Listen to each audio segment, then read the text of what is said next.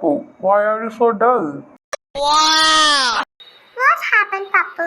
మీ కాలేజ్లో సీట్ రావాలంటే exam రాయాలిగా, Yes. కానీ నేను ఏమీ చదవలేకపోతున్నాను.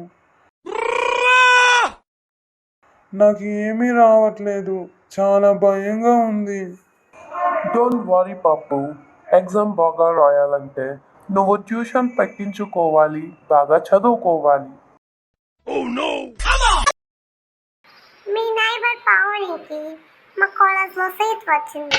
తను ఎగ్జామ్ కూడా చాలా బాగా రాసింది. అవును. దెన్ నువ్వు తన హెల్ప్ తీసుకో, ఎగ్జామ్ ఎలా ప్రిపేర్ అవ్వాలో తెలుసుకో. ఏటి ఆ పావనీనా సరిపోనాది. దాని సలహాగాని తీసుకున్నావో నీకు సీటు రాకపోగా అసలు ఏ కాలేజీలోకి నేను రానివ్వరు. Don't discourage Cormin. కొరమీను చెప్పింది నిజమే. పావని ఎగ్జామ్ పేపర్ డబ్బులు ఇచ్చి దొంగతనంగా తెప్పించింది. అడిగితే నన్ను అలాగే చేయమనింది. వాట్, చీటింగ్ చేసి సీట్ తప్పించుకుందా? సీట్ కోసం ఎగ్జామ్ పేపర్ కొనుక్కుంది. మరి నెక్స్ట్ స్టడీ ఎలా? మా బామ్మకి కూడా నీలాగే అనిపించింది. నాకైతే ఏమీ అర్థం కావట్లేదు పావనిని నమ్మాలో లేదో అని. अरे पप्पू ऐसा मत करो ना. ఒరే పప్పుగా, నేను నక్క చెప్పింది గుర్తులేదా నీకు? దేవుడు ఆదాంకి హవ్వకి ఏం చెప్పిండు? కానీ దేవుడి మాట వినకుండా హవ్వ ఎట్సేసింది. ఆ పాము మాట విని ఆమె తినింది కాక తన భర్తకు కూడా ఎట్టింది. చివరికి ఏటైనది, అందరూ దేవుని శాపానికి గురైపోయినారు. Cormin సరిగా చెప్పిండు. ఇక పావని ఆ పాములాంటిది. దాని మాటలు కానీ విన్నావో గింతే సంగతులు. అది మంచిది అనిపించుకోవడానికి ఎంత చెడ్డ పని అయినా చేస్తుంది. కానీ నువ్వు దాన్ని నమ్మక. అరే పప్పు, నా కాడికి రా, నీకు నేను ట్యూషన్ చెప్తాను. నీకు ఈ కాలేజీ ఏట్రా, ఇంటర్నేషనల్ కాలేజీలో కూడా రండి బాబు రండి, రండి బాబు రండి, మా కాలేజీలో జాయిన్ అవ్వండి అని అడుగుతాండ్రు. పప్పు అసలే భయపడుతుంటే మధ్యలో నువ్వు జోకులు వేస్తావేంటి? ఓ బుట్టబొమ్మ, ఎంతసేపు ఆ పప్పుగాడిలో భయపడుతూ బాధపడుతూ టెన్షన్ పడిపోతూ ఉంటే ప్రాబ్లమ్స్ సాల్వ్ అవుతాయా ఏంటి?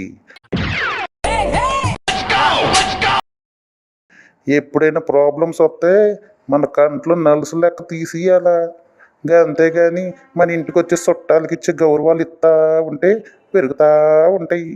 బల్లే బల్లే సబ్బస్సు కొర్ర మిన్ను, నువ్వు చాలా బాగా చెప్పావు. Yes, you are right Carmen. పప్పు, నేను నీకు మంచి ట్యూషన్ రికమెండ్ చేస్తా, ఓకేనా? డోంట్ వరీ పప్పు. అరే జూనియర్గా, పావని నువ్వు చిన్నప్పటి నుండి ముస్తఫా ముస్తఫా కదరా? ఓసే సీనియర్, డోంట్ వర్రీ ముస్తఫా అని నాకు నేనే ధైర్యం చెప్పుకొని ఇంకా పావనికి దూరంగా ఉన్నా. చిన్నప్పుడు ఆ పావని నా దగ్గర చాక్లెట్లు బిస్కెట్లు లాక్కునేది. అడిగితే ఇవి నాకు కాదు కొరమీన్ తెమ్మన్నాడని చెప్పేది. ఇప్పుడు సమాధానం చెప్పరా జూనియర్? కాంతం, నువ్వు కొంచెం శాంతం. ఇంకా పావని పాము లెక్క మీ దగ్గర చాక్లెట్లు తెచ్చి నాకు ఇచ్చేది. ఎక్కడివి అని అడిగితే మీరే ఇచ్చారని చెప్పేది. నాకేటి తెలిసే. బల్లే బల్లే, ఇప్పుడు ఇద్దరు మాటలాడుకోవట్లా. విన్నారా ఎవరానా? అరే గోలు, నిన్ను గోలుకొండపై కూర్చోబెట్టి దండెట్టేసి దండం పెట్టియాలరా. చాలా థ్యాంక్స్ నాన్న, బతికించేసినావు.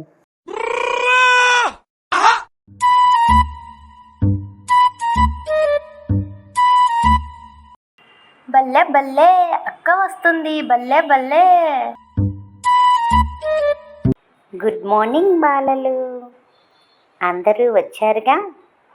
మరి ఈరోజు బాల బైబిల్ తెలుసుకుందామా?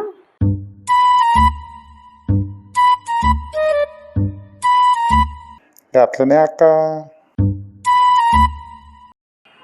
బల్లే బల్లే బల్లే బల్లే.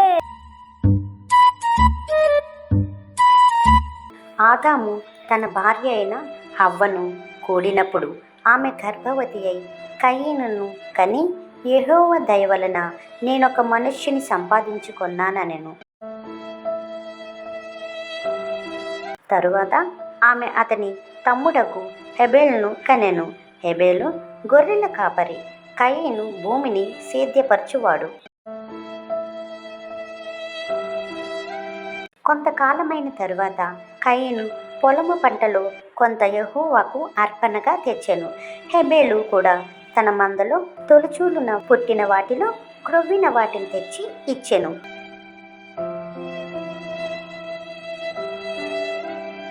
యెహోవా హెబెలును అతని అర్పణను ఆయన లక్ష్య పెట్టలేదు. కాబట్టి కయీనును మిక్కిలి కోపము వచ్చి అతడు తన ముఖము చిన్నబుచ్చుకొనక,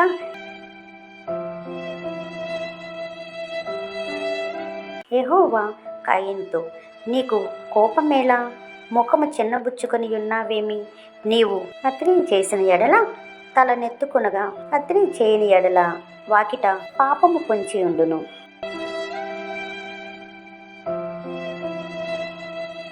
నీ ఎడల దానికి వాంఛ కలుగును, నీవు దానిని ఏలుదెవనెను. కయీను తన తమ్ముడైన హెబెలుతో మాటలాడెను. వారు పొలములో ఉన్నప్పుడు కయీను తన తమ్ముడైన హెబెలు మీద పడి అతనిని చంపెను.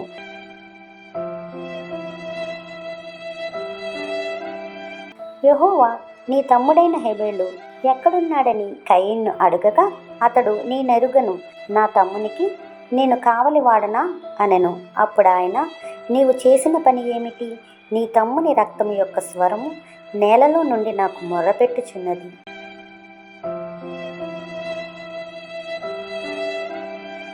కావున నీ తమ్ముని రక్తమును నీ చేతిలో నుండి పుచ్చుకొనుటకు నోరు తెరచిన ఈ నేల మీద ఉండకుండా నీవు శపించబడిన వాడవు. నీవు నేలను సేద్యపరచునప్పుడు అది తన సారమును ఇక మీదట నీకియ్యదు.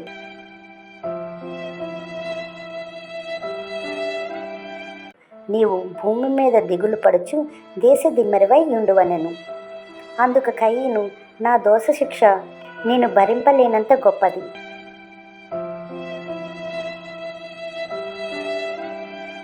విన్నారు కదా ఈరోజు బైబిల్లోని సువార్తను.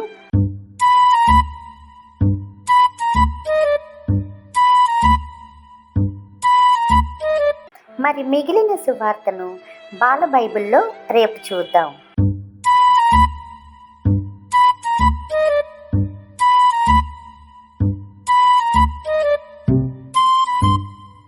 అందరూ జాగ్రత్తగా ఇళ్ళకు వెళ్ళండి. బాయ్ పిల్లలు.